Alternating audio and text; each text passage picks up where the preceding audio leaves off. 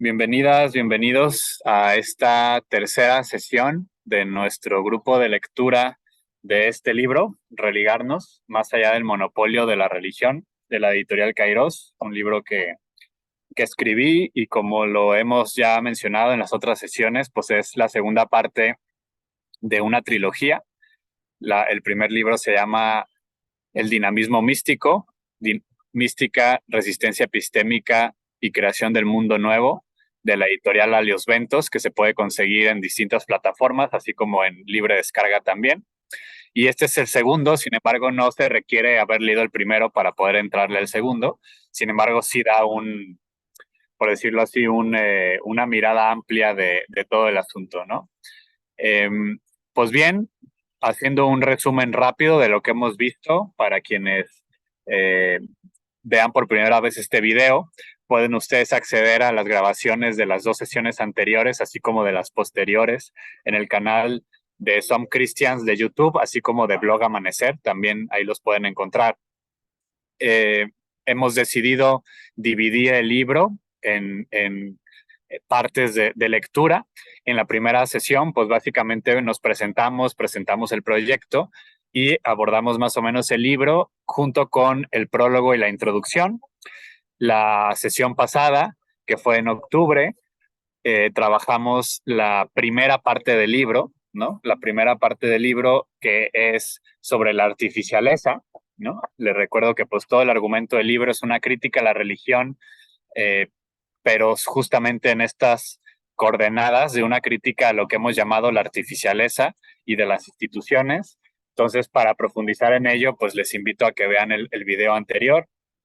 Y en esta ocasión, que es la tercera sesión, tuvimos que haber leído o vamos a platicar sobre la segunda parte del libro que se titula El monopolio radical. Antes de iniciar, como normalmente lo hemos estado haciendo, que es yo hablo pues más o menos la primera hora, los primeros 50, 40 minutos y posteriormente abro el micrófono y hacemos comentarios, preguntas, sugerencias, etcétera. Solamente como recordarles o más bien como decirles que esta segunda parte del libro, para quien tuvieron chance de leerla, si bien todas las partes son importantes, como bien lo dice el título de esta parte, El monopolio radical de la religión, el subtítulo del libro es Más allá del monopolio de la religión. Esta parte es fundamental para entender el argumento y por lo tanto es quizás la más densa teóricamente, es donde más diálogo con autoras, con autores, aparecen terminologías, aparecen textos, debates, ahí mismo hay debates entre distintas posturas de un mismo tema. Entonces es uno de las partes del libro donde se encuentran desde mi punto de vista quizás los capítulos más densos a nivel teórico, pero que son fundamentales para comprender lo que viene y también conectarlo con lo anterior, con la artificialeza. Digamos que ahora lo que estamos planteando es la dimensión religiosa de la artificialeza. Y ya después, en las siguientes partes, vienen pues cuestiones más propositivas o cosas por el estilo que vamos a ir viendo. Entonces voy a compartir pantalla, si les parece bien, y nada más denme chance de, a ver, déjenme mover todo este asunto.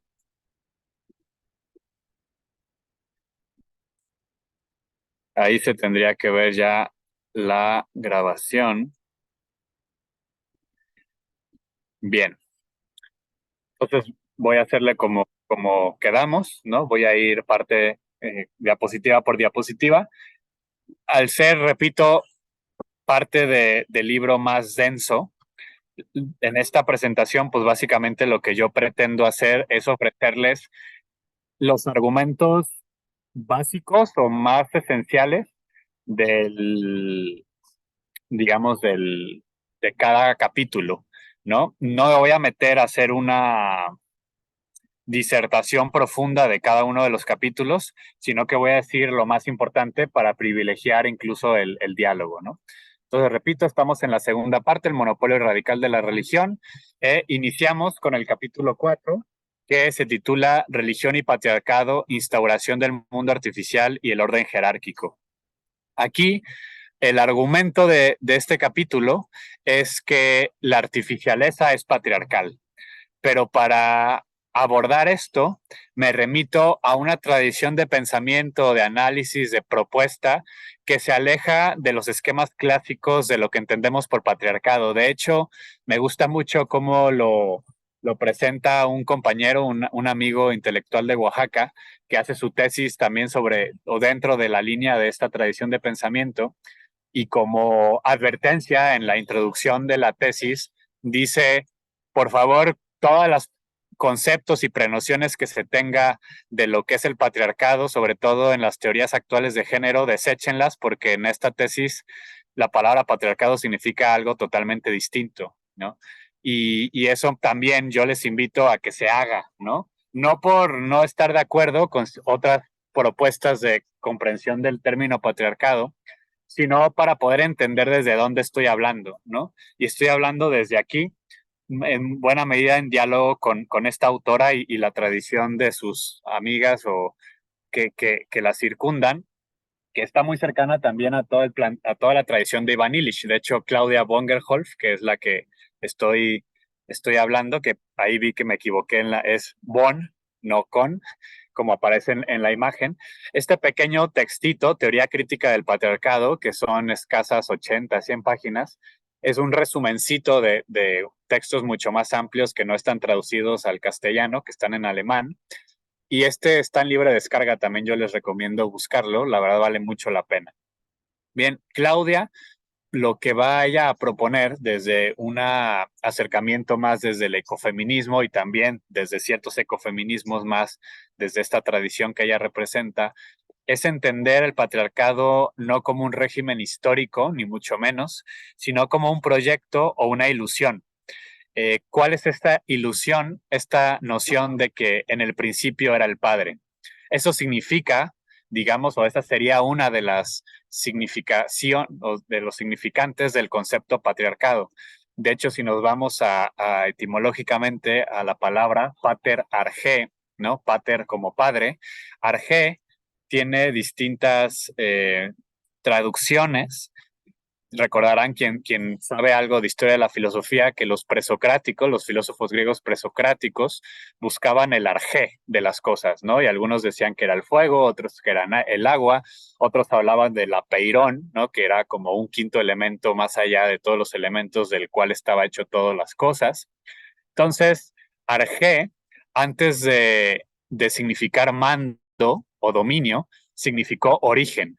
Origen en el sentido de principio, de, sí, origen en el sentido, pues de eso, de temporal inclusive, ¿no? Entonces, si nos vamos con esa terminología, pater arge, ¿no? En el principio, en el origen del padre, es una, dice Claudia, una distopía, ¿no? Una pretensión distópica, eh, poner al padre como en el principio de la vida, ¿no? Estamos hablando del principio de la vida, porque en realidad lo que nos dice la experiencia vital es que en realidad es mater arge, ¿no? En el principio de la madre. La madre es el origen de la vida, eso lo podemos experimentar, de dónde viene la vida, del vientre materno. Y entonces hay toda una tradición, ¿no? De estudios justamente de matriarcado. Y entonces aquí hago el paréntesis, matriarcado no sería entonces lo opuesto al patriarcado actual, ¿no? Es decir, hoy se entiende patriarcado como el dominio de los hombres y entonces hay quienes tanto apelan por un matriarcado en el sentido de voltear la tortilla, ahora que las mujeres manden, eh, y eso pues no tiene ninguna relación, por lo menos con estas propuestas, incluso eso ni siquiera sería matriarcado, sería más bien embrismo, que también existe, sino más bien, por lo menos en esta tradición, repito, se apela a una traducción previa de arjé, que no es dominio ni mandato, sino principio u origen, y entonces no es tanto la instauración de un régimen, de a ver quién manda, sino justamente de una constatación de dónde está el origen de la vida.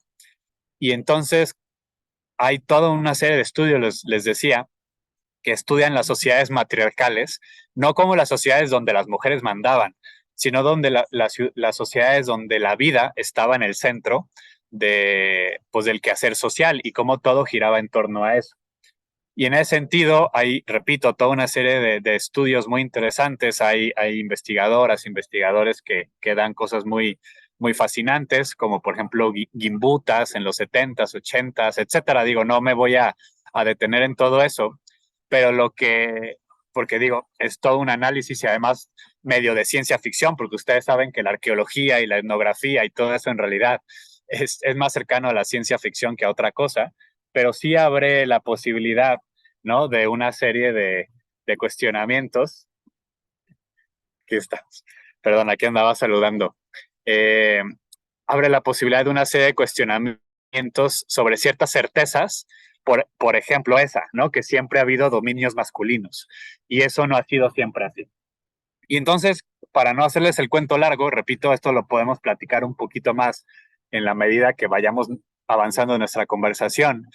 El argumento es que hubo un momento en la historia, y básicamente en la prehistoria, que a través de ciertos desarrollos tecnológicos, sociales, e incluso quizás a partir de ciertos fenómenos socioambientales de crisis y escasez, como glaciaciones y cuestiones por el estilo, repito, es larguísimo todo este debate, pero el punto es que hubo un momento en que se comienza a valorar más lo artificial creado por el varón que lo natural cuidado por las mujeres, ¿no? Se cree, según estos análisis, que el habla y la agricultura va a ser creada por las mujeres en relación con sus crías, mientras que los varones van a ir desarrollando una técnica mucho más abstracta y pictórica, y de ahí viene toda nuestra civilización de la imagen a través de la cacería, ¿no? Y entonces ahí se va instaurando, a veces por necesidad, otras veces justamente ya porque entra la noción de la guerra. También es fascinante el estudio de cuándo inicia la guerra y desmentir ese mito moderno de la civilización moderna que está presente, por ejemplo, en Thomas Hobbes y en todos estos autores del origen del Estado moderno, que considera, ¿no? El homo homini lupus, ¿no? El hombre es el lobo del hombre, que, que la naturaleza humana es violenta y es de guerra y que por lo tanto tienen que crear sociedades estatales para que no haya violencia. Bueno, eso es un mito moderno. En realidad la guerra tiene orígenes históricos y no hay eh, evidencias de guerra hasta hace muy recientemente. O sea, entonces más o menos se va comprobando que por el 95% de la historia de nuestra especie no hemos sido una especie violenta. Eso tiene pocos milenios, ¿no? Si lo vemos en el sentido amplio de la historia humana. Entonces, eso desmiente estos mitos de que el ser humano es violento por naturaleza y que más bien todo eso empezó en buena medida por la creación de este nuevo régimen que tiene que ver con la pretensión de que lo meramente humano, aquello artificial, se convierta en lo nuevo natural, ¿no? Y si se dan cuenta, este es mi argumento de la artificialeza, ¿no? Lo que yo argumentaba en la primera parte del libro y por lo tanto nuestra sesión pasada es que la artificialeza es un mito desencarnado en tanto que es mito porque es imposible que vivamos afuera del mito, siempre estamos en un mito o en otro mito, pero nunca sin mito, pero es un mito desencarnado en el sentido de que no tiene un correlato de comprobación y de relación con lo real y por lo tanto es pura proyección y abstracción al grado que llega un momento en que pierde ya deja de tener los pies en la tierra, ¿no? Eso, por ejemplo, ya es el patriarcado, eso sería la ilusión patriarcal, la ilusión de crear un mundo meramente humano, o en términos de Claudia, de demostrar que en el principio era el padre, ¿no? De demostrar algo que no tiene correlato en lo real y sin embargo quererlo demostrar teológicamente, científicamente, etcétera, etcétera, al grado de hoy poder reproducir la vida sin mujeres, y yo hasta ahora, o hasta diría, incluso sin varones, ¿no? Poder reproducir la vida ya incluso sin relación carnal entre humanos, sino producirla artificialmente en un frasco, ¿no? Entonces, eso estamos ya viendo los grados máximos de la artificialeza. Por lo tanto, la religión es patriarcal. La religión como la estamos entendiendo en este libro, ya mencionamos las aclaraciones que tenemos que hacer. O sea, no estamos, o sea, estamos entendiendo religión de una manera muy particular en el sentido de la artificialeza como pretensión de la demostración de otro mundo metafísico, es decir, otro mundo aparte de este. No que no reconozcamos una dimensión más honda de la media superficialidad empírica en la que vivimos, sino justamente pues los espiritualismos ya acabados en ser contrarios al mundo, ¿no? Repito entonces, la pretensión de crear un mundo totalmente aparte de los ritmos de la vida, esa va a ser la posibilidad abierta por esta abstracción desproporcional que es la artificialeza patriarcal y que paulatinamente nos va llevando a una pérdida total de los sentidos y la realidad. Lo destructivo del patriarcado no es necesariamente la dominación masculina, que es una de estas cuestiones, pero que no es su esencia, porque como vemos hoy en las elecciones de México y en muchos otros lados, poner mujeres en el gobierno no cambia el asunto, ¿no? No tiene que ver necesariamente con eso, es un asunto mucho más del orden de lo artificial o del contacto con lo real. Pero claro, como históricamente el género se ha ido construyendo en estas coordenadas de identificar mujer con naturaleza, en la pretensión de dominar la naturaleza para implantar la artificialeza, la mujer se va a irse desplazando, ¿no? Y por lo tanto la mujer cada vez tiene que desidentificarse más con lo natural para poder tener, digamos, un lugar en el mundo de la artificialeza, ¿no? Pero igual, los varones que históricamente se han identificado, que han experimentado una cercanía con lo natural, como pueden ser las poblaciones afro, los pueblos indígenas, o incluso místicos católicos cristianos o de otras tradiciones, pero que por su propia sensibilidad, digamos, tienen lo que esta noción de género diría, rasgos feminismos más amplios o más desarrollados, como el propio Juan de la Cruz, van a ser también marginados en las propias instituciones, ¿no? Pero esto por esta identificación que se hace, ¿no? Y vamos perdiendo los sentidos y el sentido de realidad, que este es un tema que ahorita simplemente menciono, pero que vamos a profundizar más adelante. Bien, pasamos así. Lo que estamos ahorita viendo en esta segunda parte son todos los pilares del monopolio radical de la religión. Uno de ellos es el patriarcado y ahora vamos al segundo, que sería el colonialismo, y por lo tanto el quinto capítulo se titula Colonialismo y religión, la invención de un dispositivo. Aquí voy a dialogar principalmente, no es el único ni la única persona con la que estoy dialogando, pero en esta segunda parte, como les digo, que es muy conceptual, es mucho de trabajo eso con los conceptos y con los argumentos, me propuse a dejarles bibliografía por si alguien dice, oye, no me quedó tan claro, ya leí Religarnos y no me quedó todavía muy claro, les invito a leer a quienes lo expresan mejor que yo, Claudia Bongelfold en la parte del patriarcado, y en este caso el libro Genealogía del monoteísmo, la religión como dispositivo decolonial, de Abdenur Prado, musulmán español, y que es un libro fascinante, realmente importantísimo, diría yo, para el estudio de la religión actual. Y bien, él nos va a desarrollar en todo el libro cómo la religión es un dispositivo moderno. Y ponemos ejemplos. Este ejemplo no lo va a mencionar él, pero para mí es muy elocuente si lo traigo a las cosas que yo más he trabajado. Por ejemplo, en tiempos de Teresa de Jesús, la palabra religión no significa lo que hoy significaba. Hoy alguien dice religión, inmediatamente piensa en la religión del Iglesia Católica, en esta o aquella religión, en las religiones del mundo, budismo, hinduismo, islam, etcétera. Cuando en realidad, por ejemplo, la palabra religión en el siglo de oro español, en tiempos de Teresa de Jesús, Ignacio de Loyola y compañía, significaba las órdenes religiosas católicas.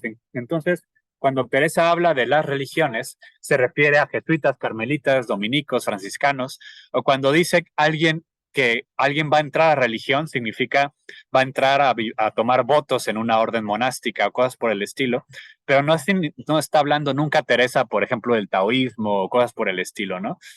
Fueron las ciencias sociales a partir del siglo XIX quienes van a crear en buena medida la noción que entendemos ahora por religión.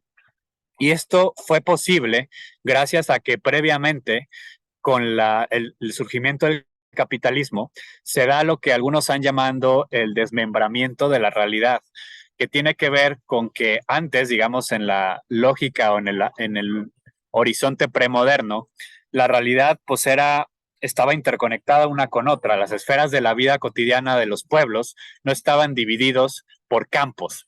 Y sin embargo, justo lo que va a crear la lógica del capital es poner, como diría, digamos, el propio Marx, la economía como la infraestructura de lo social y en ese sentido la economía como el ámbito más importante de la sociedad, y comenzando a distinguir lo económico de lo religioso y de lo religioso de lo político, y lo político de lo ético, lo público de lo privado.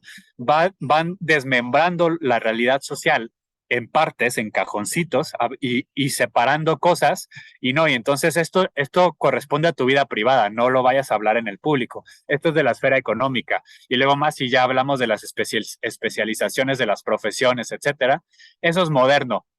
Y así se fue creando la religión, pero se fue creando sobre todo como un mecanismo colonial, ¿no?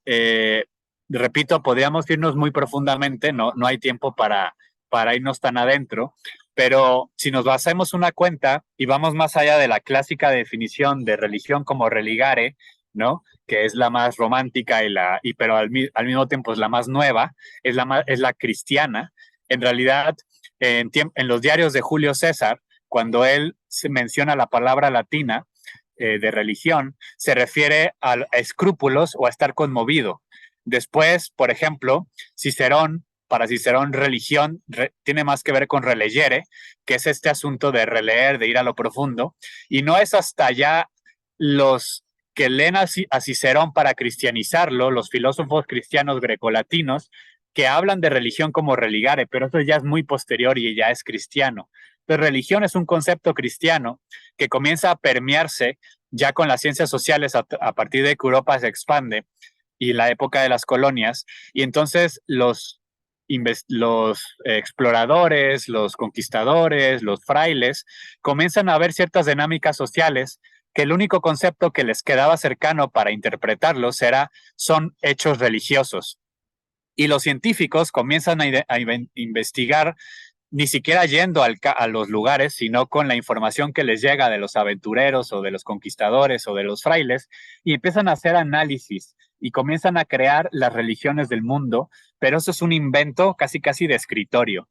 Y de la nada pasó todo el mundo, de la nada todo el mundo tenía una religión, de la noche a la mañana, pero repito, la religión es un concepto moderno y que nace justo con la noción de Estado y la noción de lo laico, ¿no? La separación entre iglesia y Estado. Entonces, aquí les pongo los pasos que seguiría el dispositivo moderno de la religión. Primero se crea la categoría de la religión a partir de las ciencias sociales. Después, como segundo paso, se aplica a todas las culturas para determinar en qué consiste su religión, partiendo del supuesto de que la religión es un universal. Ese supuesto de que la religión es universal es moderno y no está presente en ningún otro lado. Y entonces, como se parte de ese supuesto de que todas las culturas tienen religiones o aspectos religiosos, se estudia a las culturas tratando de entender cuál sería lo propio de cada una de las religiones. Después, las ciencias sociales recogen los datos, clasifican las religiones. Cuarto, crean tipologías, por ejemplo, monoteísmos versus politeísmos, religiones místicas versus religiones proféticas. Y así van creando tipologías que nunca se ponen de acuerdo y hay muchísimas y depende de sus propios criterios y demás, ¿no? Quinto, se comparan entre ellas, ¿no? Y entonces, ¿cuál es la diferencia entre la compasión budista y la compasión cristiana? Cuando en realidad, pues es medio ponerlos a fuerzas, palabras que son distintas, ¿no? Etcétera, etcétera. Eh, Sexto, se explican las relaciones entre ellas, ¿no? Y séptimo, se pronuncia cuál es el papel de la religión en la historia humana. Repito, pero ya después de todo un proceso de invención de un término que le es ajeno a la mayoría de las culturas del planeta. Bien, vamos entonces al siguiente capítulo, el sexto, que es Capitalismo y Religión. Y aquí yo les recomiendo un libro buenísimo que va a aparecer mucho en este capítulo, que se llama Las aventuras de la mercancía del pensador alemán Ansel Jappe, un neomarxista fascinante que realmente para mí es de los que habría que estar siguiendo en toda su crítica al mercado actual, al capitalismo actual. Y digamos que aquí yo rescato, esto no es de Yap, esto ya es mío, el término mercalatría, como el proceso religioso de la creación de la mercancía, ¿no? Y aquí son argumentos densos de economía y de filosofía de la economía también, que yo ahí voy como desarrollando en este sexto capítulo, pero en buena medida lo que yo quiero como recuperar, que es importante, es que el capitalismo religioso no únicamente en el sentido del concepto clásico, o sea, es decir, el concepto creo que por todas y todos he escuchado de fetichismo de la mercancía, a veces nos quedamos en lo muy superficial, como si adoráramos la mercancía. Adoro el celular, adoro la computadora, y de cierta manera sí, ciertamente, ¿no? Muchas personas viven o vivimos, pues básicamente para comprar, ¿no? Y compramos para vivir y vivimos para comprar. Sin embargo, la cosa es más profunda, tiene que ver con algo que se llama la teoría del valor y tiene que ver con que la mercancía y el dinero son fetiches, o sea, es decir, son religiosos, no tanto porque la gente lo adore, sino por su propia lógica. Y esto rompe el esquema de que, bueno, entonces si no adoro el dinero, pues ya no, o sea, ya me salgo de esta. No, no, no, o sea, el dinero por sí mismo es fetichista, es religioso y es abstracto, porque el dinero se construye a través de un proceso que se llama la abstracción del trabajo, el trabajo abstracto, que tiene que ver con que justamente se va complejizando el ámbito de la mercancía y el ámbito del intercambio, y tenemos que crear una mercancía que pueda ser intercambiada por cualquier otra mercancía en cualquier momento del tiempo y del espacio, y se crea el dinero. Pero el dinero no es otra cosa más que una representación abstracta de un trabajo no cualificado, es decir, no del trabajo de fulano que es campesino o de mengana que es carpintera, sino de un trabajo abstracto que no tiene nada que ver con el trabajo real de la gente. Y en ese sentido se va creando una vida paralela, una vida abstracta, que es la vida del mercado, que nada tiene que ver con lo que vive la gente en sus actividades diarias, sino que es como un mundo paralelo, el mundo de la artificialeza en términos económicos, ¿no? Y por lo tanto nos vamos convirtiendo en la nueva especie humana, que es el Homo economicus, porque toda la vida se va economizando. Hoy por día es básicamente imposible estar afuera de la esfera económica, es omnipresente, ¿no? Incluso en nuestra vida, todo es económico y no es necesariamente porque esté monetarizado, que es verdad, pero con la vida economizada me refiero incluso a que tenemos el principio de escasez metido hasta las entrañas, ¿no? Todo el tiempo estamos pensando en qué nos hace falta, no solo en el sentido de qué me hace falta comprar, sino qué derechos me hace falta ganar, qué alcance espiritual me hace falta tener. Siempre algo nos falta y eso es económico, o sea, es un principio introducido por la economía. Entonces, en el sexto capítulo trabajo cómo, digamos, la dimensión religiosa del capitalismo, no únicamente, repito, en el sentido de que sea religioso porque haya economistas o porque adoremos mercancías, sino porque su propia lógica es abstracta. Y aquí me voy directamente a algo que me parece muy importante, que es una de las grandes aportaciones de Marx frente a Feuerbach. Quienes no ubican el importante escrito de Karl Marx, que son las tesis sobre Feuerbach. Feuerbach va a ser uno de los antecedentes de Marx, un gran crítico de la religión. Y Feuerbach va a decir que la religión es, el fenómeno religioso es pura proyección humana. O sea, es decir, que, y va al ejemplo de la Sagrada Familia, que pensamos que hay una Sagrada Familia porque hay una sagrada familia, porque hay una familia humana que la proyectamos como si fuera divino. Y así proyectamos todas nuestras cosas hacia lo divino. O sea, lo divino para Feuerbach es pura proyección humana. Pero pareciera entonces que Feuerbach simplemente está denunciando eso como si se pudiera quitar entonces la proyección de lo humano. Marx va más allá. Marx, una de las grandes aportaciones filosóficas de Marx es que para Marx lo material crea la conciencia y no al revés, ¿no? Los modos de vida concretos son los que crean la conciencia, las ideas, los modos, los valores. Y si, mientras no cambiemos los modos concretos de vida, no cambiamos tampoco el mundo de las ideas, el mundo de los valores o las creencias. Si seguimos viviendo igual, por más que leamos algo interesante o que conozcamos una nueva teoría o un nuevo o meditemos, si no cambiamos la vida, todo seguirá igual. Entonces, lo que Marx dice sobre esta tesis de Froderbach es, mientras siga existiendo la familia, entendida como la entendemos, la familia nuclear, etcétera, seguiremos proyectando eso a la divinidad, ¿no? Y si no, y eso es como un ejemplo, porque es el ejemplo que usa Feuerbach, pero eso es en todo. O sea, si seguimos, por ejemplo, viviendo dentro de relaciones sociales capitalistas, por más que hagamos teorías o por más que meditemos, nuestra práctica es la que crea nuestra conciencia, no al revés. Y en ese sentido, eso es lo que también va a estar en el asunto. El capitalismo es religioso porque está impregnando todas las prácticas sociales y crea todo un sistema de valores que está ya totalmente inserto en nuestras espiritualidades, nos guste o no, porque seguimos viviendo en la lógica del intercambio.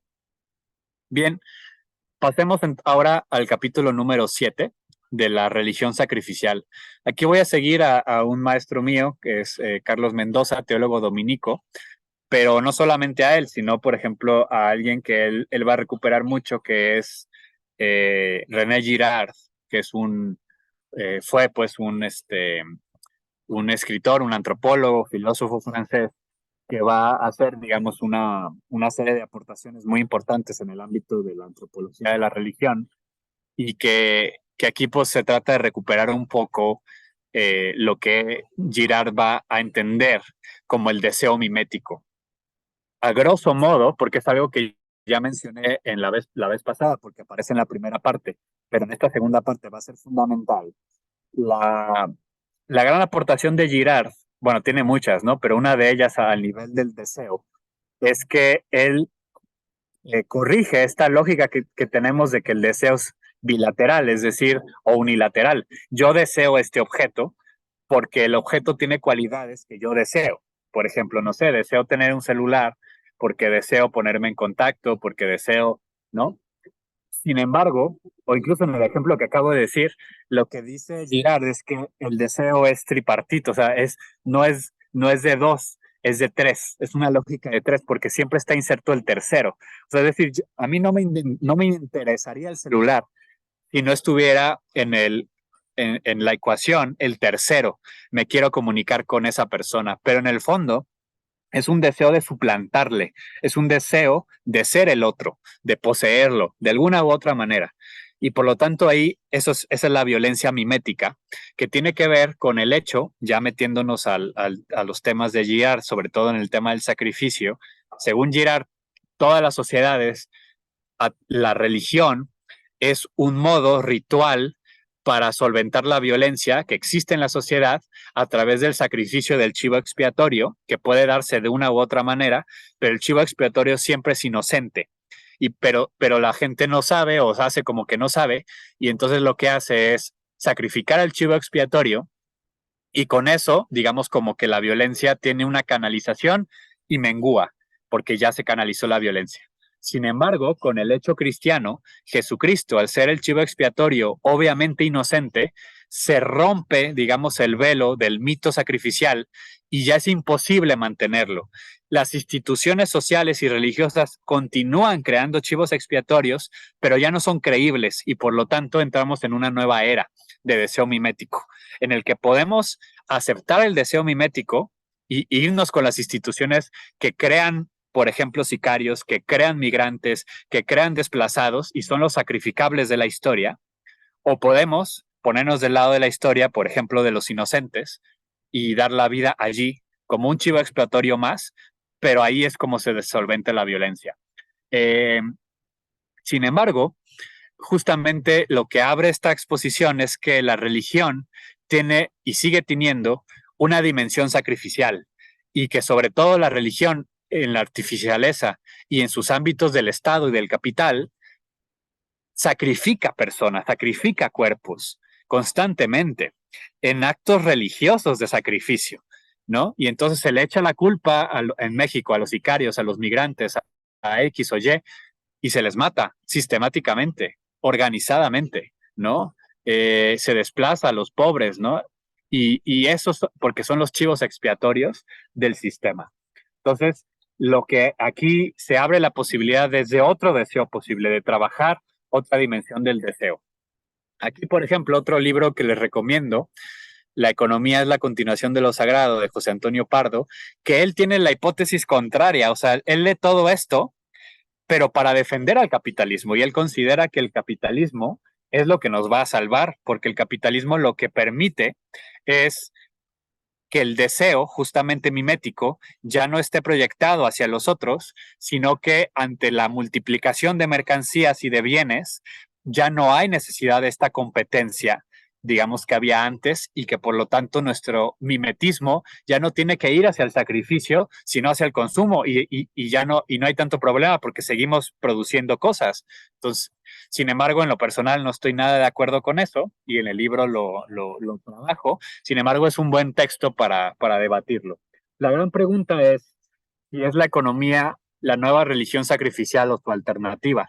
Repito, para Carlos Mendoza y todos ellos, incluyéndome a mí, yo estoy de acuerdo, ¿no? La economía tiene una dimensión religiosa sacrificial, pero para otros como Pardo, no, la economía es la que va a ayudar, es la que ayuda a que no seamos tan violentos. Dejo la pregunta a que ustedes también tengan ahí su propia moción. Ya vamos, falta poco, gracias por su paciencia. Les digo, esta es una parte difícil del libro, pero ahí vamos.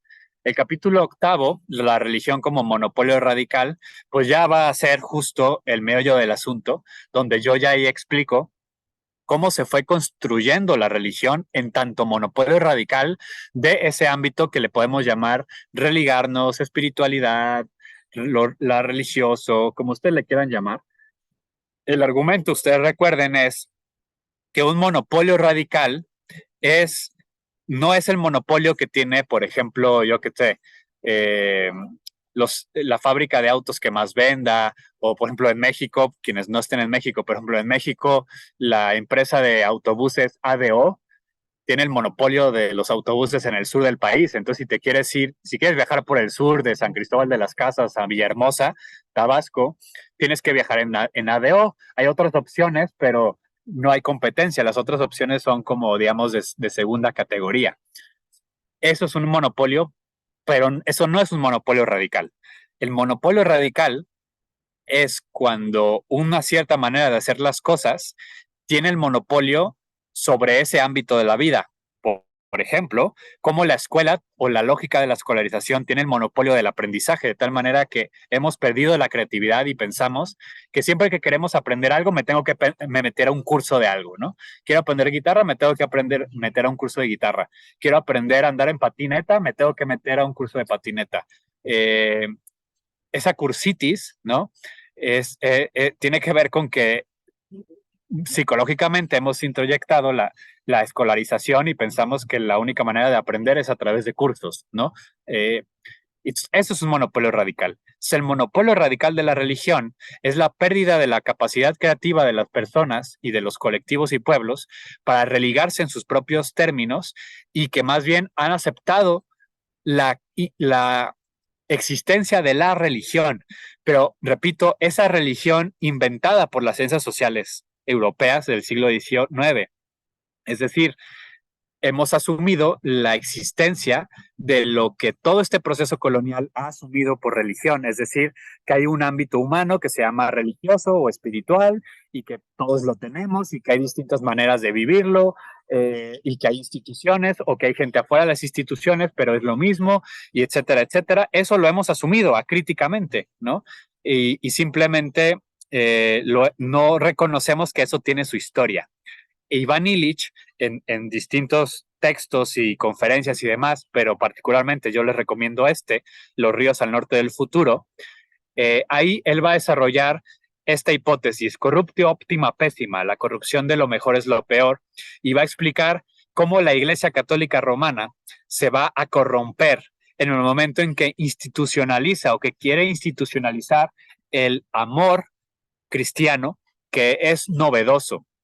Es decir, el amor cristiano es una novedad en la historia, no las propiedades del amor cristiano que tiene que ver con amar a quien tú quieras amar, porque porque quien tienes enfrente te interpela en la carne para que le ames y está en tu decisión responder a ese amor o no responder, como el samaritano, que pudo haber no respondido y nadie le hubiera dicho nada porque además era enemigo del judío malherido.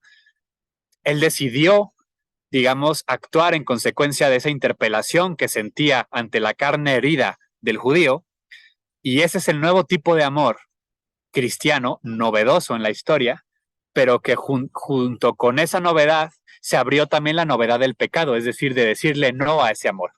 Y la iglesia lo que quiso hacer fue institucionalizar ese amor, ya no como algo que acontecía libremente a partir del encuentro espontáneo y gratuito de las personas de carne y hueso, sino a través de la moralización y del deber, posteriormente en el siglo XII, de la criminalización del pecado, y por lo tanto cómo ahora es el deber. Y la parábola del buen samaritano pasó de explicar quién es mi prójimo, que es la pregunta que le hacen a Jesús, y él responde con esa parábola, a un deber moral, como si le hubieran preguntado a Jesús cómo me debo de comportar, pero no es esa la pregunta, ¿no? El amor se institucionaliza, se burocratizan las tradiciones, se comienza a profesionalizar la religión porque comienzan a crecer y los sacerdotes, los presbíteros y diáconos pasan de ser los servidores del pueblo a ser los administradores de lo que poco a poco se va creando como religión, hasta que se construye la religión ya como una lógica estatal, ¿no? Entonces, y aquí cito la página 194 del libro Religarnos, el problema real es la pérdida de creatividad que eso genera, junto con la imposibilidad de vivir la propia vida personal y colectiva alrededor de su propia relación con el misterio. Mi argumento es que a partir de toda esta lógica histórica que tiene que ver con la corrupción del amor cristiano y cómo se va institucionalizando ese amor y cómo se va creando la lógica de la religión como dispositivo colonial y después como mecanismo también del capital, vamos inventándonos las religiones en un sentido moderno y vamos inventando, por lo tanto, también esta idea de la identidad religiosa, de que tenemos que identificarnos, de que tienes que tener una religión, de que puedes elegir una religión, que la religión es algo que se elige, etcétera. O sea, todo lo que hoy entendemos por religión parte de todas estas nociones, ¿no? Ahí les recomiendo este otro texto de Illich, La Iglesia sin poder, ¿no? Y todo esto, por lo tanto, tiene que ver con la constatación de que el tamaño sí importa, que es el capítulo 9, y va fuera de albur, ¿no? Sí, realmente importa el tamaño.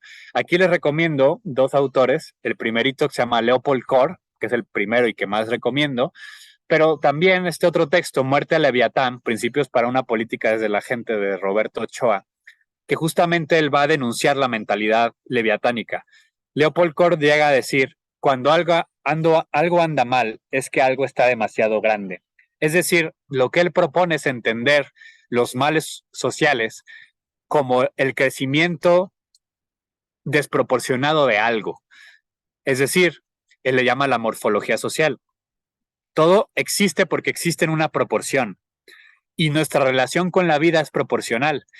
Yo puedo ver esta pantalla porque la pantalla o las hojas, las luces, todo está en una proporción adecuada para que yo, o sea, mi ojo está en proporción con la luz. Si mi ojo fuera más grande o más chico, si mi ojo fuera del tamaño de los ojos de un águila o los de un pescado, vería el mundo distinto y por lo tanto mi mundo sería otro. El mundo humano es proporcional al cuerpo humano. Pero hemos perdido la proporcionalidad humana porque ya vivimos a partir de un mundo que ya no pasa por nuestros sentidos, sino por las prótesis de las cuales necesitamos para vivir en esta artificialeza que hemos creado. Y en ese sentido, pero les repito, todo es proporcional. Un elefante de 10 centímetros implotaría por su masa, así como una araña de 30 metros se le romperían las patas porque no puede ser. O sea, la araña tiene el tamaño que tiene porque eso le es proporcional a toda su constitución, así como el elefante tiene el tamaño que tiene porque le es proporcional a su constitución y en el mundo.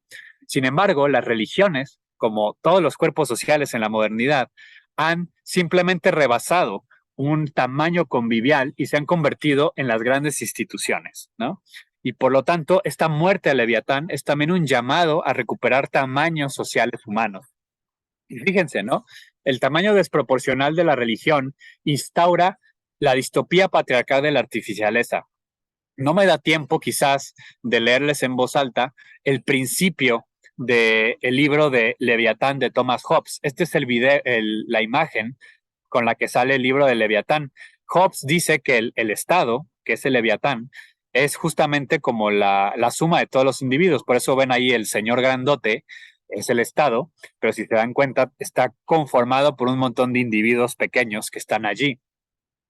Si ustedes leyeran, y creo que sí se los voy a leer porque realmente se me hace inmejorable a nivel de, digamos, de argumentación, es largo, pero creo que vale la pena leérselos. Fíjense, para mí, cómo empieza la, la obra de Leviatán de Thomas Hobbes es básicamente un resumen de todo lo que hemos dicho, de la contraproductividad de las instituciones modernas, de la religión del Estado y del capitalismo, de la artificialeza, etcétera, etcétera. Fíjense, dice, estoy citando a Thomas Hobbes, la naturaleza, el arte con que Dios ha hecho y gobierna el mundo, está imitada del todo, como muchas otras cosas, por el arte del hombre, que éste puede llegar a crear un animal artificial. Básicamente es lo que estoy diciendo la artificialeza. Y siendo la vida un movimiento de miembros cuya iniciación se halla en alguna parte principal de los mismos, ¿por qué no podríamos decir que todos los autómatas, artefactos que se mueven a sí mismos por medio de resortes y ruedas, como lo hace un reloj, tienen una vida artificial?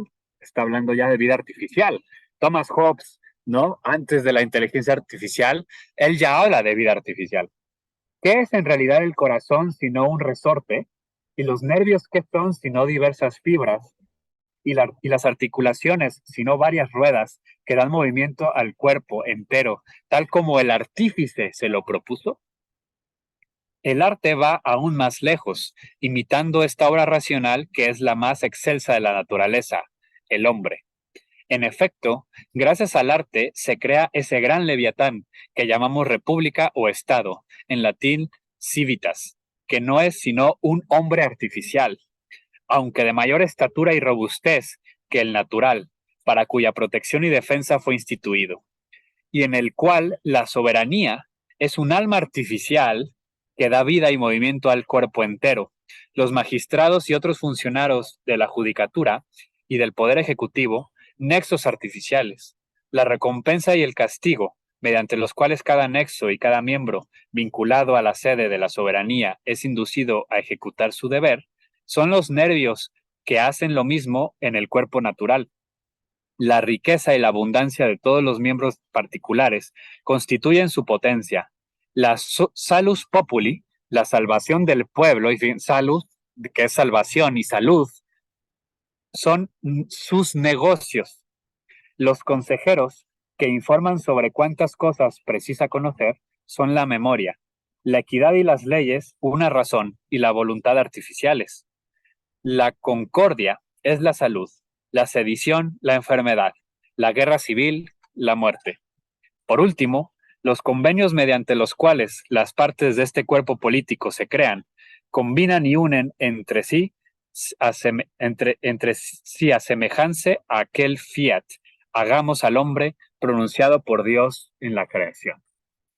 Aquí es básicamente, diría yo, el credo inaugural de la artificialeza moderna, la creación de un Estado a la pura imagen de la creación divina del ser humano, pero ahora creemos algo a nuestra imagen y semejanza, creemos la artificialeza, creemos el mundo cuya nueva naturaleza es nuestra artificialidad por nosotras y nosotros mismos creada, ¿no? Y ahí lo estamos viendo claramente.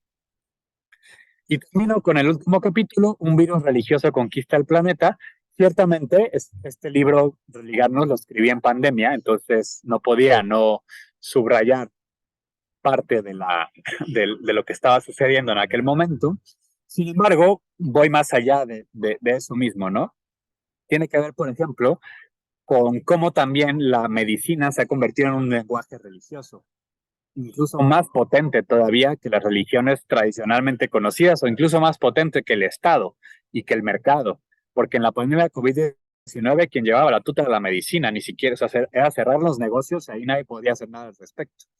Entonces, ¿qué tipo de ensayos y mitos vivíamos para tener ese nivel de obediencia a la hora de que se nos impusieron medidas, además, atípicas en la historia? La pandemia de COVID-19 fue la primera y no sé si única pandemia, pero sí fue la primera en la que se encerró a los sanos, no a los enfermos.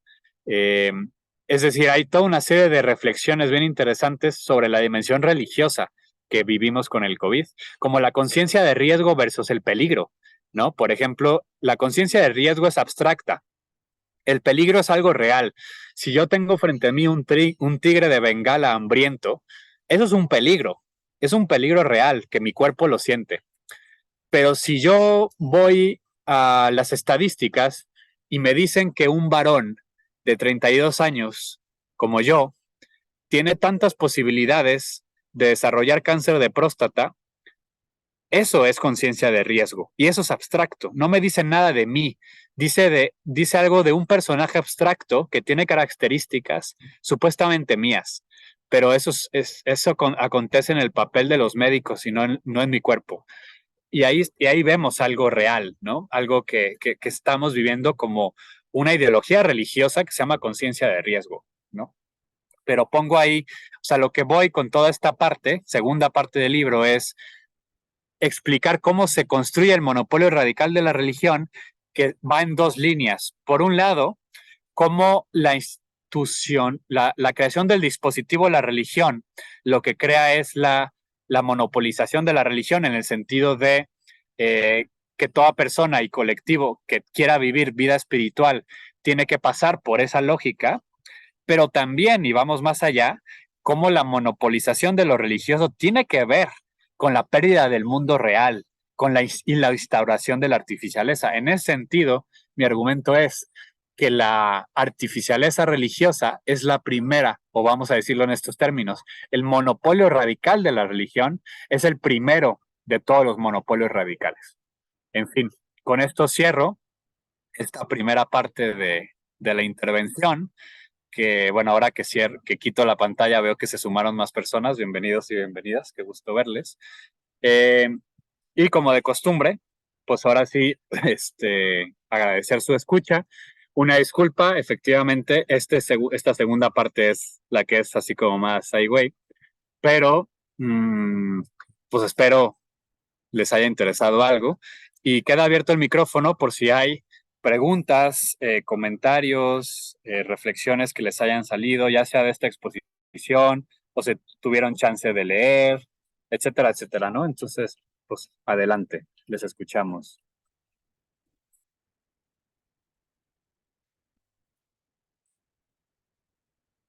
A ver, por acá en el chat nos dice Celina, gracias, se me hizo súper interesante. Gracias a ti, Celina, por andar por acá. Pepe, adelante, te escuchamos. Hola, ¿qué tal? Buenas tardes o noches para quienes estén en otras latitudes. Este, Me quedé yo pensando, reflexionando, y bueno, lo hice desde que tuve la lectura del libro. Mm, este concepto que sí me cuadra, pues el hecho de que como concepto, la palabra religión sí se acuñó modernamente para referirse a todos estos fenómenos, pero que sin embargo estos fenómenos, aunque no se llamaran de esa manera, venían ocurriendo quizá como manera de semillas desde tiempos muy antiguos, ¿no? Yo me voy a los tiempos del Jesús histórico, pues creo que él denuncia lo que en semilla, pero ya en ese pequeño mundo al que él pertenecía, que pues era su mundo, ¿no? No era todo el mundo como ahora tenemos esta globalización, pero en ese mundo judío, pues también había una apropiación, creo yo, de los líderes, de los jerarcas, pues más o menos similar, ¿no? Es decir, se apropiaron de esa intermediación hacia lo divino, y entonces las personas vivían aprisionadas, ¿no? Digamos, esclavizadas a, si me quiero ligar con mi divinidad, con lo espiritual, tengo que pasar por fuerza por esa institución religiosa. Creo que en buena parte es lo que en la predicación el Jesús histórico llevó a cabo, ¿no? Y lo que lo llevó a lo que lo llevó, ¿no? Y también lo que denunció como semilla, pues si me pongo a ver como una persona visionaria, pues él estaba denunciando en semilla lo que ahora se ha traducido y se ha hecho de una manera más sofisticada y ampliada el mundo que estamos viviendo hoy y cómo ese mundo religioso, así, o como lo podemos llamar modernamente religioso, pues se ha transmutado a otros ámbitos, cayendo en lo que ahora nos mueve, que es la economía y la tecnología ligada a esta economía, ¿no? Eso me pongo yo como a reflexionar cómo el fenómeno viene desde muy atrás y viene como gestándose y haciéndose más amplio, más global y más abarcante de todas las esferas de la vida. Muchas gracias, Pepe. Pones sobre la mesa algo que me parece fundamental, interesante, perdón, y al mismo tiempo bastante complejo, que tiene que ver con la temporalidad de todo esto. Porque, por ejemplo, si nos vamos al capítulo 4, al primero de esta segunda parte, y atendemos, que también digo, todo esto es debatible, ¿no? Todo es debatible, pero si atendemos a los a las propuestas, por ejemplo, de Claudia Borngerholf y este grupo de Hermanas del Patriarcado, estaríamos hablando aproximadamente, según algunas de ellas, de unos 5,000 años, ¿no? Pero hay quien pues, se va incluso más atrás, ¿no? En la instauración de este principio patriarcal, como algo mucho más anterior, incluso de 5,000 años, ¿no? Es decir, muy anterior al tiempo de Jesús, ¿no? Eh, pero por otro lado también creería yo que sería un peligro pensar que siempre ha sido lo mismo, ¿no? Entonces yo creo que tenemos como dos retos por delante. El primero es como ubicar, como bien dices, a lo mejor semillas o genealógicamente como algunas lógicas que pudieron ser predecesoras, pero también como asumir nuestra incapacidad contextual de evaluarlas tal cual, ¿no? Y quizás justamente la segunda línea, que creo que es la que sí tenemos posibilidad de decir más cosas al respecto, es tratar de eh, desentrañar y de dar cuenta de la especificidad de esta lógica en la modernidad, porque esa sí nos compete, de esa sí podemos hablar. Mm, lo voy a poner en otros términos, ¿no? Porque justo, si tuvieron chance de leer algo, yo ahí pongo ese debate de lo que menciono del patriarcado, ¿no? Hay un montón de opciones. Para mí, la palabra patriarcado ya es una palabra plástica porque significa todo y nada, o por lo menos tendrías que preguntar qué entiende la persona que lo usa. En mi caso, lo entiendo en este sentido, con esta tradición, pero se usa de otras maneras. Eh, Sin embargo, yo prefiero hablar de artificialeza porque luego está el tema del origen, ¿no? El gran problema del origen, que en el momento en que planteas el origen, ya creas un nuevo horizonte y inmediatamente salen los culpables, los malos del cuento, ¿no? Y eso pues siempre ha sido la invención del origen para unos y para otros, uno de los mecanismos políticos para justificar acciones. Repito, algunas quizás con las que estemos más de acuerdo y otras con las que estemos menos, pero siempre apelar a un origen, ¿no? Buscar el origen de algo, siempre creas, o sea, inventas una genealogía porque al final, pues yo creo que es imposible ir, es lo que les decía, todo este tema es de ciencia ficción, ¿no? Por eso yo prefiero hablar de la artificialeza como posibilidad humana, ¿no? Podría haber otras artificialezas anteriores a la moderna, probablemente, ¿no? Quizás sí, y yo creo que sí, pero no me interesa el origen histórico de la artificialeza, tanto como los mecanismos de la artificialeza, independientemente de su tiempo, porque de la otra manera, que digo, creo que es importante conocer estas líneas, pero de otra manera volvemos al acto de crear esta historia de quiénes son los malos, quiénes son los buenos, esto, lo otro, y más bien hablar de la artificialeza como una posibilidad humana, lo que ponía con Marx de la Sagrada Familia, ¿no? Eh, pues a lo mejor el día de mañana logramos desmantelar X cosa, eh, pero quizás en 300 años vuelva materialmente un cierto modo de vida que vuelva a instaurar artificialeza, ¿no? Entonces, me preocupa más o me interesaría más justo fuera de los debates sobre el origen. Yo creo que sí es necesario irnos para atrás para, por ejemplo, yo tengo el pendiente de irme para atrás porque tengo la intuición o la hipótesis de que hay que irnos a la India para ubicar muchas de estas cosas.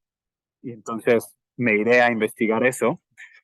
Pero independientemente, creo que lo importante es desvelar o desnudar una lógica, que yo le llamo artificialeza, independientemente de cuál sea su origen y cuál es su mecanismo, ¿no?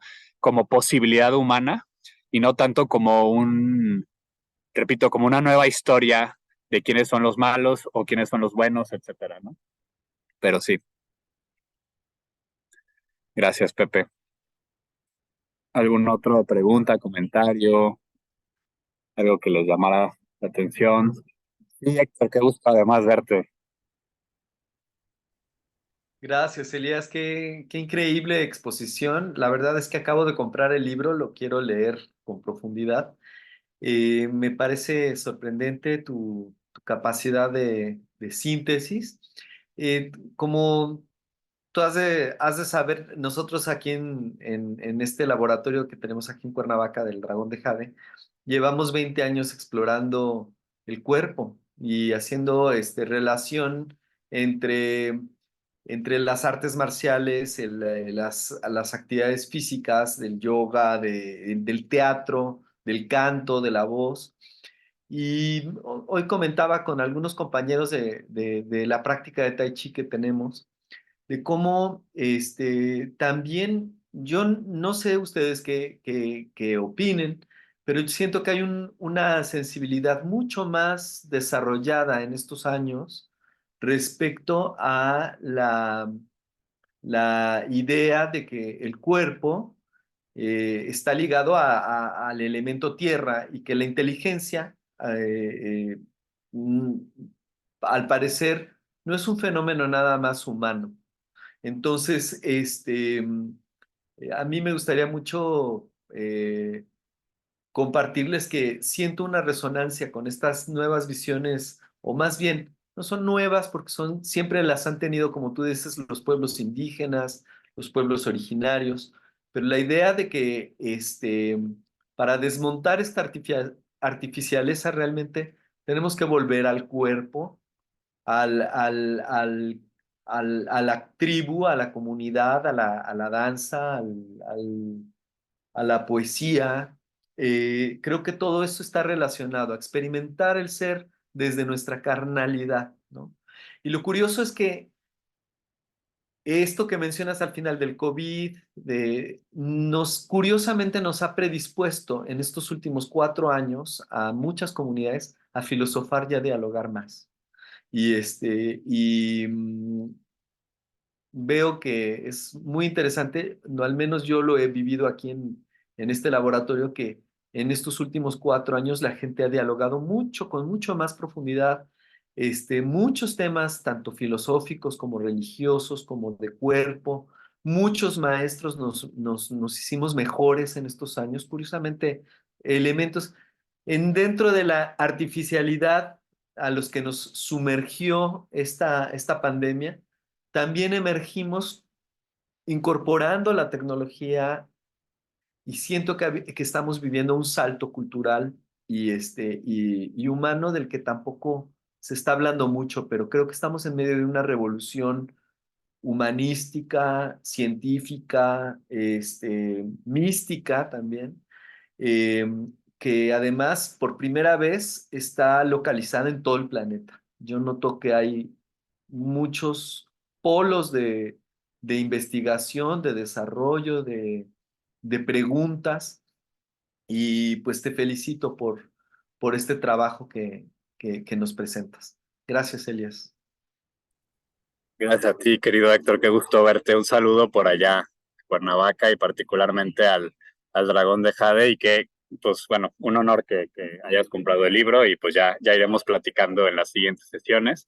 Concuerdo contigo, o sea, siento que, y lo vamos a ir viendo en las siguientes, sobre todo en la siguiente, o sea, en la tercera y quinta parte, y de alguna manera la cuarta, como ciertas falsas soluciones, porque, o sea, a lo que voy es que sí coincido que el camino tiene que ver con el cuerpo, eh, pero también el discernimiento de cómo también pues hay abusos al sentido, o sea, en ese sentido, ¿no? También, ¿no? O sea, no cualquier discurso que quiera regresar al cuerpo ya por definición tendríamos que hacerle total caso, y ahí está el reto, ¿no? Pero coincido absolutamente contigo, y también en la parte de que estamos en un momento pues de transformación, yo creo que incluso de disputa. O sea, siento, bueno, y esto era muy de Gustavo Esteban, ¿no? O sea, estamos en un momento de fin de una era, y en este momento, como en las grandes fines de era, no está claro qué viene, y creo que lo que viene está en disputa. Y hay mucha esperanza al ver que hay mundos naciendo de las ruinas del pasado, o sea, del mundo que ya está destruido, ¿no? Que ya simplemente está dando patadas de ahogado, este mundo que por más que sigamos yendo a votar, ya todo el mundo sabemos en el fondo que la democracia es, o digamos, esta lógica de las elecciones, pues es en buena medida, ¿no? Teatro. Por más que el capitalismo quiera seguir reproduciéndose, pues ya alcanzó sus límites físicos del planeta, por más, etcétera, etcétera, ¿no? Eh, y entonces hay mundos nuevos, fascinantes y esperanzadores naciendo de allí, pero también hay mundos terribles que están, o sea, que quieren imponerse, ¿no? Nuevos fascismos o las neoderechas o etcétera, etcétera. O sea, estamos o sea, creo que estamos pues en esta lógica de que quien tenía el control o quien tenía el volante ya no está manejando, y ahorita está la carrera a ver quién agarra el volante, ¿no? Y ahí está el gran reto, ¿no? Porque así como estamos viendo cosas maravillosas como todo lo que nos cuentas, vemos también horrores sin precedentes, ¿no? Y entonces hay mundos en disputa, y estamos en ese momento en a ver cuáles mundos, y bueno, hay quienes proponemos que sean en plural y no a ver cuál mundo gana, sino pues que ya volvamos al pluralismo, pero bueno, es eso, ¿no? Quisiera por acá, antes de pasarte la palabra, Tere, perdón, Edgardo nos pregunta acá en el chat, dice, hola, en última instancia la espiritualidad, no ya la religión es artificialeza, sí y no. Ahí pues yo mencionaría dos cosas. Una es que la espiritualidad tiene el mismo problema que la religión en tanto construcción colonial de la palabra, ¿no? O sea, es decir, o sea, no se salva, ¿no? E incluso yo diría es más peligrosa porque todavía no tiene como tantos detractores como la religión. O sea, como que la religión es más fácil criticar, y por lo tanto no nos vamos y digo, de mi punto de vista, a veces en exceso también ya criticamos nada más por criticar, sin entender ni conocer, pero digamos como que por lo menos te vas más lento con la palabra religión, dice, a ver, ¿a qué te refieres? ¿No? Con la espiritualidad todavía hoy como que es una palabra que todavía a la gente le gusta usar, ¿no? Y como que está menos criticada. Ya está empezando a surgir, por ejemplo, buenas investigaciones que demuestran cómo pues el término espiritualidad también, así como les decía de religión, pues fue creado a partir también de un uso colonial o sea, está en los archivos y en los documentos coloniales de los reinos europeos que, digamos, hablando de China y de India, ¿no? Entonces, hablando de estos países como espirituales, la creación del orientalismo, todo esto. Entonces, también ahí hay algo, pues, que es interesante. Eso es un lado, ¿no? Pero más allá de los términos, un poco un poco más bien mi argumento es que la espiritualidad o la artificialeza o lo trascendente o lo místico, como le llamemos, está constantemente en una cuerda floja. Y eso cualquier persona de un camino espiritual lo sabe, o sea, sabe quien lleva un camino espiritual, sabe que está en mayor riesgo de si no se hubiera metido, en el sentido de que abres canales y te puedes perder más fácilmente, que si no llevas un buen acompañamiento, mejor te hubiera sido no haberlo empezado. Es decir, quien se mete, inclusive quien empieza, hay esta imagen linda de como de una persona que empieza a hacer meditación y en un inicio tiene como un globito aquí y pues hay dos, tres cositas, empieza a hacer meditación y hay un desmadre y dice, oye, ¿cómo? Pues supone que no, es que ahora te está dando cuenta lo mal que estabas, ¿no? Entonces, en realidad, a lo que voy es que sí, la religión y la espiritualidad están en la cuerda floja de dar un paso en falso y caer en artificialeza, ¿no? Pero no necesariamente las identifico, ¿no? Sino que es más bien como decir aguas, o sea, si la religión o la espiritualidad traspasa ciertos umbrales de proporción, cae en artificialeza, ¿no? Que vamos a decirlo, no es nada nuevo. O sea, los grandes místicos y místicas siempre van a advertir del espiritualismo, ¿no?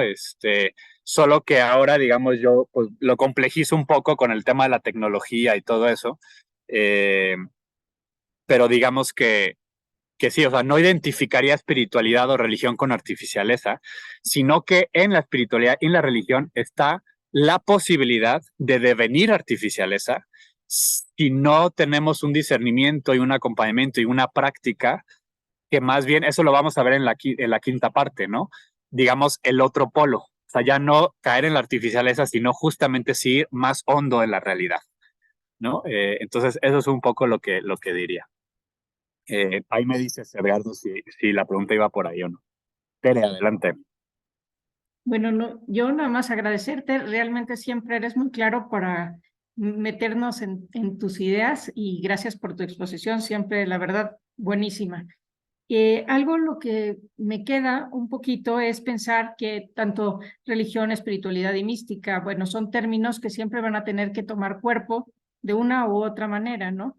Entonces, aquí lo que me parece interesante y lo que me parece grandioso de tu trabajo es justamente hablar de la artificialeza, porque estás poniendo de manifiesto algo que al traerlo al consciente, por lo menos en este camino del nuevo cuerpo que va tomando es la religión, la mística o la espiritualidad, entre en conciencia, digamos, que puede caer en esas artificialezas, ¿no? Entonces, justamente necesitamos muchos que hablen como lo que nos estás proponiendo tú, ¿no? De todas estas artificialezas para ponerlas en el consciente antes de crear un nuevo cuerpo a esta religión, a esta mística o a esta espiritualidad, ¿no? Y que desde ahí pues se va a construir algo, como tú dices, está siempre en la cuerda floja, pero se construirá algo, pues esperemos que un poco más acertado o por lo menos un poco algo que nos esté haciendo crecer en cuanto a ello, ¿no? Pero bueno, nada más darte las gracias y padrísimo, Elías. Gracias a ti, Tere. No, pues qué chido lo que mencionas, me parece muy elocuente como lo dices, muy pertinente, efectivamente, creo que, y lo vamos a ver en la cuarta parte, ¿no? Cómo comienzan a ver, o sea, esta crítica a la religión que yo estoy proponiendo va tanto o sea, lo digo ahí, ¿no? O sea, esta no es una crítica más a las instituciones, de eso hay muchísimo escrito. Esto también incluye la crítica a la noción de espiritualidad sin religión, de que también se está creando pues nuevas artificialezas desde ahí y es como todo junto y se me hace pues chido cómo lo pones, me das luz a mí también, como esta advertencia, ¿no? De que oigan, pues también hay como esta posibilidad de desviarnos en nuestra búsqueda de crear cosas nuevas. Muchas gracias. Recupero un poco del chat y ahorita te paso la palabra, Juan Carlos, rapidísimo, solamente nos vemos, a ver, aquí estoy, nos vemos, Héctor. Y bueno, solo quería decir que sí, de acuerdísimo con lo de la proporción y los grupos humanos. Por ahí va el asunto. Celina nos dice, a mí me resonó muchísimo cuando dices que la práctica crea conciencia y yo he practicado Tai Chi por tantos años y ahora Zazen, confirmo que solo la práctica es a través de tu cuerpo. Te va a conectar y transformando para bien. Me encantó tu exposición. Bueno, muchas gracias, Celina. Y totalmente de acuerdo. Ese es el asunto, ¿no? Cuando una práctica espiritual no es práctica, o digamos, cuando nuestra espiritualidad no tiene un cuerpo, como ahorita lo decía Tere, pues no es real, ¿no? Si no le dedicamos tiempo, etcétera. Pero incluso diría que estas prácticas como el Tai Chi o el Zazen, que yo también, es mi práctica, el Zazen, mal llevado, es, es artificialeza pura. este, y justamente ese es el asunto, ¿no? Como no por el hecho eso lo voy a decir así como muy caricaturescamente, pero además así es como lo viven muchos jóvenes actuales, ¿no?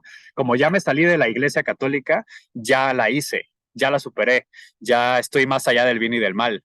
No, no, incluso puedes estar peor, y eso es justamente lo que menciono, porque a lo mejor sí, ya no le rindes pleitesía a una institución religiosa físicamente ubicable. Ahora, el monopolio de religión, el nuevo profesionista de la religión se llama ego y es tu maestro interno, ¿no? El ser sagrado, toda esta cuestión nueva era, que repito, hay muchas cosas buenísimas ahí y lo menciono en el texto, pero, o sea, no va por ahí simplemente, ¿no?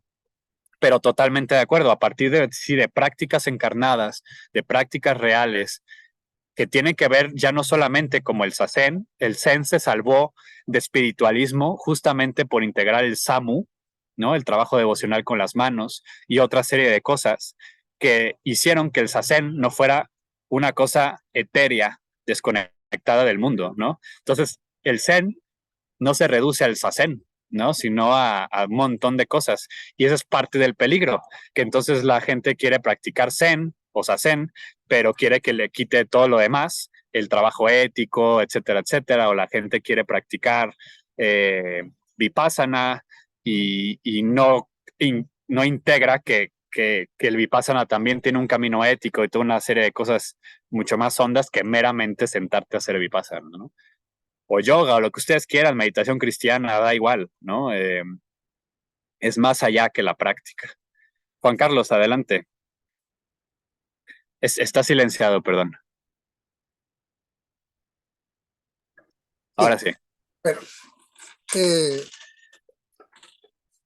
yo estoy de acuerdo contigo en lo de la artificialeza y en fin, de esa explicación, ¿no? De esa forma explicativa, ¿no? De la realidad. Pero yo lo que percibo, lo que veo, claro, yo tengo 84 años, o sea que he vivido mucho, y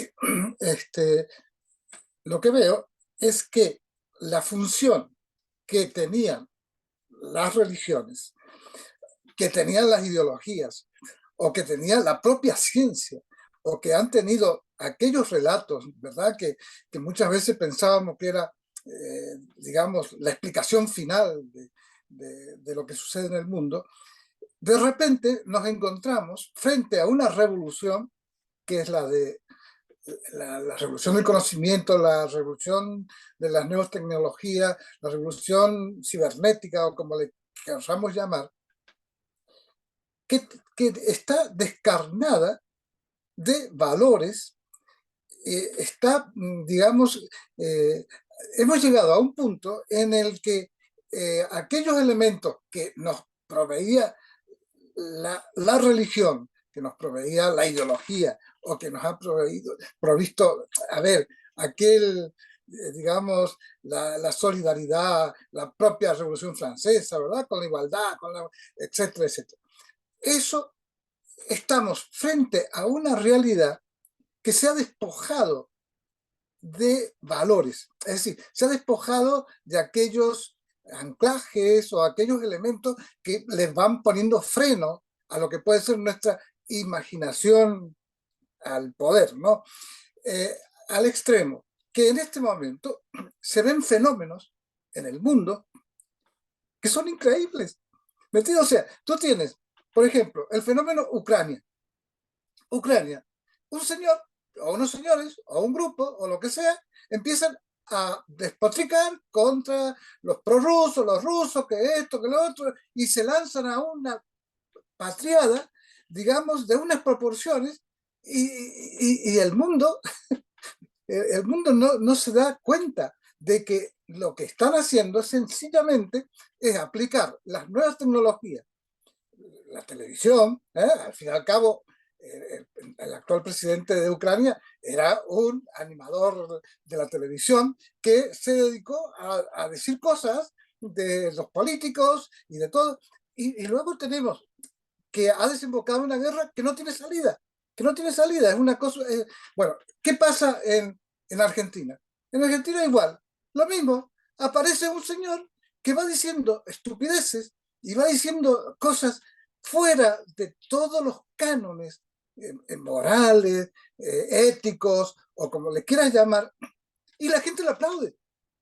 Dice, claro, tienen razón, si nosotros tenemos que vivir en el paraíso, y el paraíso lo tenemos que fabricar nosotros, los individualistas, los liberales, los que hacemos cada uno lo que se da la gana, y entonces vamos a ser felices, y le vociferan, y aplauden. Es decir, hemos llegado a un punto en el que las nuevas tecnologías han conseguido inculcarle o imbuirle, o no sé cómo se dice, en la mente de las personas unos enfoques de la realidad tan distorsionados, pero cuando tú lo vas repitiendo, TikTok, TikTok, TikTok, y todo va diciendo, bueno, porque digamos el gobierno es una porquería, porque esto, que el otro, y que, bueno, todos corruptos. Todos son corruptos, todos son ladrones, todos son no sé qué, todos... Y bueno, la gente termina creyéndoselo al extremo que, por ejemplo, en Estados Unidos, aupan a un personaje como Trump a los destinos del país más próspero, más en el que desde el punto de vista económico mejor está en condiciones de poder hacer cosas. ¿Y qué generan? Generan una convulsión social y política de enfrentamiento y de guerra. Argentina, ya lo vas a ver tú, ahora, en pocos 100 días, se va a empezar a armar ahí la de Padre y Señor Nuestro. A mí me da mucha pena que la gente tenga que salir a la calle y darse palo, porque claro, se están preparando unos y se están preparando los otros, porque seguro que se van a enfrentar en la calle y se van a dar de palo. Y lo tienes ¿cómo se llama? En Gaza. En Gaza pasa exactamente lo mismo, ¿me entiendes? Un grupo, a ver, asusan a unos señores ansiosos de poder, los provocan y se arma una guerra que no tiene ni principio ni fin. Y escuchas a algunos ultraortodoxos que dicen, no, es porque el Salmo no sé cuánto dice que hay que matar a los malignos, y lo justifican teológicamente, ¿me entiendes? O sea, hemos llegado a ese punto. No es que yo tenga una visión, digamos, pesimista de la realidad. Yo creo que estos fenómenos, ellos mismos van a generar el propio remedio. Como la pandemia.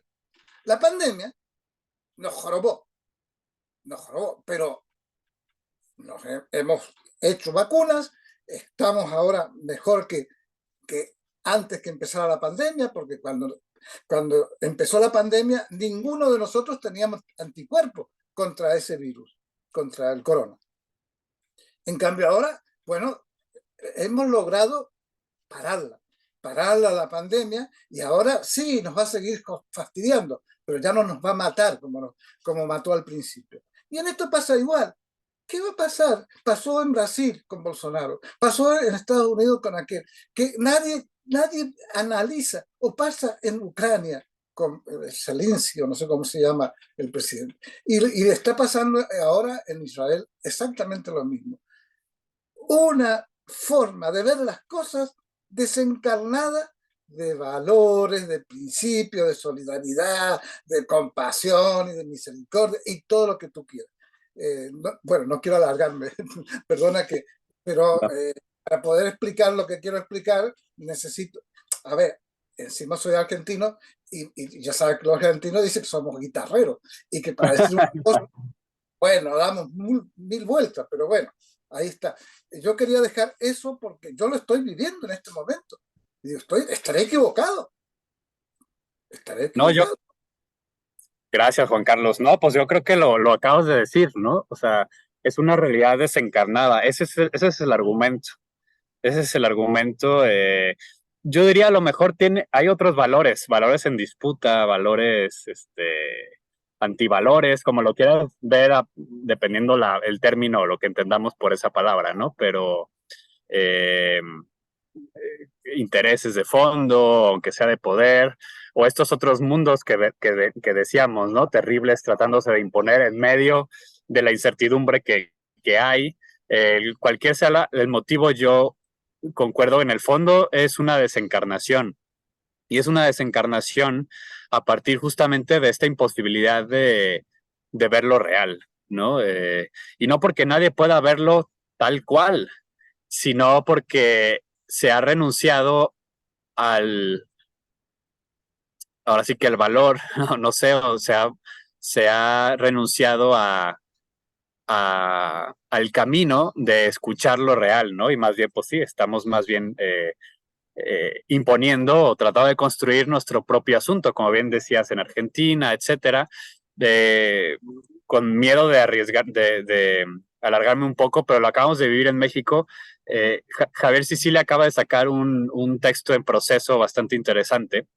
Van a hacerse elecciones en México el próximo año y había el gobernador de Nuevo León, uno de los estados de México, que llegó allá a ser gobernador, pues básicamente porque su esposa es influencer y los dos son de una generación que básicamente viven de eso, pues pidió licencia para lanzarse las candidaturas, pero como no pusieron de gobernador interino al que él quería que pusieran, pues echó para atrás y dijo, no, pues me regreso, ¿no? Y entonces ahí Sicilia hace un análisis bastante interesante sobre cómo en esta era de los sistemas, que es justo donde estamos, ante o sea, y dice, o sea, lo terrible del hecho no es este señor ni la esposa, es que muestra el modus operandi que cada vez va a haber más en esta generación creada por las redes sociales, en donde si la realidad no actúa como tú quieres que actúe, vale, ¿no? O sea, y eso fue digamos, ese análisis que hace Javier, que no me puedo extender, se me hace fascinante y va por ahí, ¿no? Tú sabes que Milei quiere ser el primer presidente judío de Argentina, o sea, es decir, hay como toda una serie de asuntos como muy interesantes en esto, pero en el fondo para mí está ahí la artificialeza, ¿no?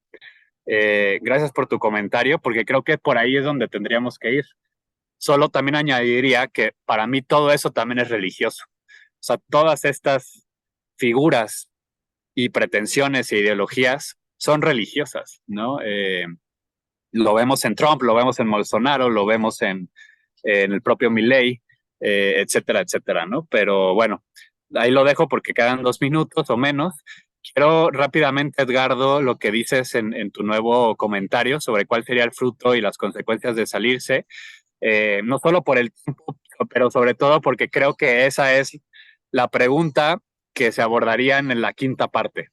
Entonces, lo dejo en suspenso porque es la quinta parte, aunque de cierta manera ya en la siguiente van a ver que ya lo vamos a trabajar. Lo que sigue son las otras siguientes 3 partes. En la tercera vamos a ver esta creación de muchos mundos que estamos viendo, también desde cierto paradigma, no digo que sea el único posible, pero pues o sea, digamos, es una manera de proponerlo. Y les recuerdo entonces que la sesión es el 2 de febrero, el 2 de febrero, la siguiente sesión, y es la tercera parte del libro, que se llama La construcción de alternativas. Igual todo eso lo voy a recordar en el chat y Javier por correo y todo eso. Después seguiríamos con la cuarta parte, que es como una crítica a posibles salidas, pero que creo que no lo son. Y la quinta parte, que ya sería justamente, pues, modos, no sé si el de salirse, porque no sé si podemos, pero sí como una perspectiva mística del asunto, quizás. Ya es hora. Entonces, a reserva si hay algún último comentario por ahí, si que se acaban con las ganas. Un último asunto. Pues si no, agradecerles profundamente, qué bueno verles, les deseo pues lo mejor para las semanas que vienen, ya estaremos en comunicación y si todo sale, pues nos vemos en febrero. Saludos. Muchas gracias. Chao, gracias. Gracias, nos vemos. Chao.